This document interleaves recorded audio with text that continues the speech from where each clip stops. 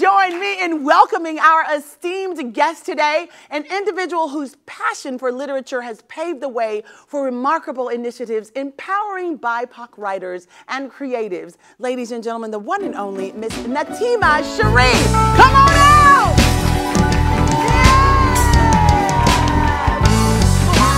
Hello, beautiful. Such a pleasure. Thank you so much for joining me. Oh my goodness, Thank please you for have having me. Indeed. Look at these shoes, y'all. Shoe cam, shoe cam. Yes, those are stunning. Thank you. I'm the head of the shoe ministry at my church. Are you? I love it. I would be in your group. I would be in your group then. I love it. So listen, let's dive in. We have a lot to talk about with you. Tell us about your business. Oh, wow. I have so much to share. So Transparent Gem Inc. is a boutique consultancy where we help BIPOC writers bring more Black words and Black stories to the market. There's a lot of publications out there, but very few are written by us for us. And so I want to help, especially in the independent space. Yes. From TGI, I created the Diamond Writers, and that is a space, come on Imani, because I heard about the healing. Yes, yes. It is a space dedicated to women who have the audacity to heal and live free. And so we have written 3 books. Wow. 3. That's 3 powerful. publications. Thank you. Tell us the titles of your book. That's amazing. That's powerful. That's very powerful. So 3 books. Book 1. Book 1, Pretty Broken. And many of us can relate to that story. We dress up on the outside. We get the body augmentation. We get the lashes and the hair. Come on, somebody. Come on, come on. But we are damaged and broken and inside. insecure on the inside. And so we've learned how to dress up our mess. And so that first book, we like, you know what, we're done with that. We're over it. No more dressed up mess. No more dressed up mess. We have beat faces and broken souls, and we're like, we're done with that. Come on. So Pretty Broken is really our release of that stigma and the release of that pattern. And where do you go from there to book 2? Oh, come on now. Book 2. Look, Come on. I'm going to try, look, keep it together. Book 2 is called Beneath the Crown, Her Power, Her Story, and Her Voice. And that one was really personal because I realized growing up, I was audible, but I didn't have a voice. Wow. Nobody heard me. Nobody cared what I had to say about me. It was decisions being made on my behalf. I was given directives of how to live, how to be. And eventually I was like, who am I? Correct. I didn't even know the sound of my own voice. Wow. And so when we began writing that story, I said, you get a voice, you get a voice. Look, I was on my Oprah. You get a voice. Everybody get a voice. Everybody's getting a voice. Come on. And so that's what that book does. It empowers women to find their voice and never stop using it. That's powerful. That's powerful. And so that was Beneath the Crown. And you know, we can't miss book 3 real quick because we have lots of questions. But book 3. Yes. Book 3, our newest baby, our newest publication, she is called Valid Transparency. And it is poetic confessions of a transparent gem, because that's what we are. As diamonds, we are transparent gems made under pressure. Yes. And so that's what that book is all about, overcoming like molestation and divorce and abuse of all kinds. We said we've had enough. We're done with this. I love it. And so that's what that book's about. That's powerful. So Thank 3 you. books. 3 so books. how did your passion for literature lead you to the creation of Transparent Gem Incorporated and the Diamond Writers? Yes, I grew up in Jamaica, Queens, New York. Come on, Queens. And come on, Queens. Shout out to New York. Yes, Born New and York. bred. Okay. You know, there's a lot of diversity within the Black community, but you really don't see life outside of the 10-block radius that you grow up in.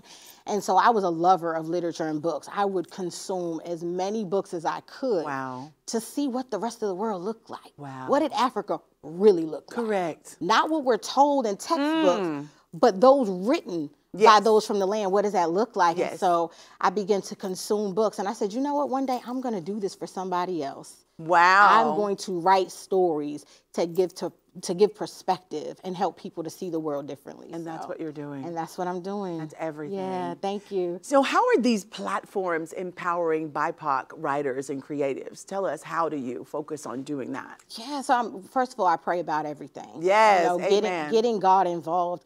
he is such an architect and an engineer. He'll point them out. Yes. And then create opportunities for them to cross paths with you. And that's what happens. That's amazing. These women come to me. I'm like, God, all right, where's the next batch of writers? And all of a sudden, I'm meeting women in the grocery store. I'm meeting them at the doctor's office. We're picking up our kids at the same time.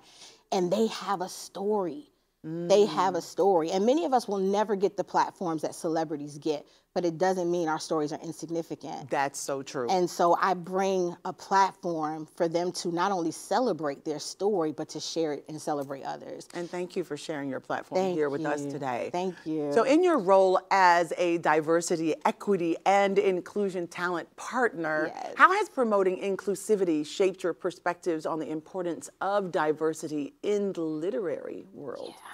I think sometimes we are marginalized. Of course. It's you know, and sometimes we don't see the significance and how that destroys what it is that we want to do. We reach limits before we even put forth effort. It's like, I didn't even try anything yet, and there's already limitations there.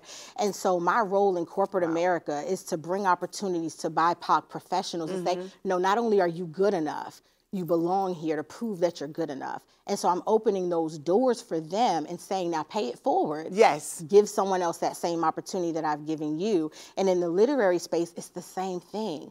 You have a voice and a story, but when you use it, make sure you're using it to inspire someone else. We need to see more Black women tell stories. Yes. We need to see more teens tell their stories. Yes. And so that is what I'm trying to do. You are doing that. Awareness. Thank you. Thank you. You are welcome. So how does sharing personal stories and experiences empower marginalized voices, particularly women in the BIPOC community, to reclaim their power and find healing? Yes. We don't even know sometimes that we're oppressed. We've gotten so comfortable playing with pain. Oppressed and depressed. Oppressed and depressed. And we've gotten so comfortable in the states that we've been born in. Like a lot of it we call, you know, oh, that's a generational curse. No, that's a generational pattern. Come on. Nobody showed you differently. And so you can break the chain. You can Come break on. it. Yes. You can break it. And so that's what these stories do. These words are like, oh, you didn't know you were greatness? Oh, you didn't know where you came from? I love it. Listen to Melanie tell her story. Listen to Marlene share her story.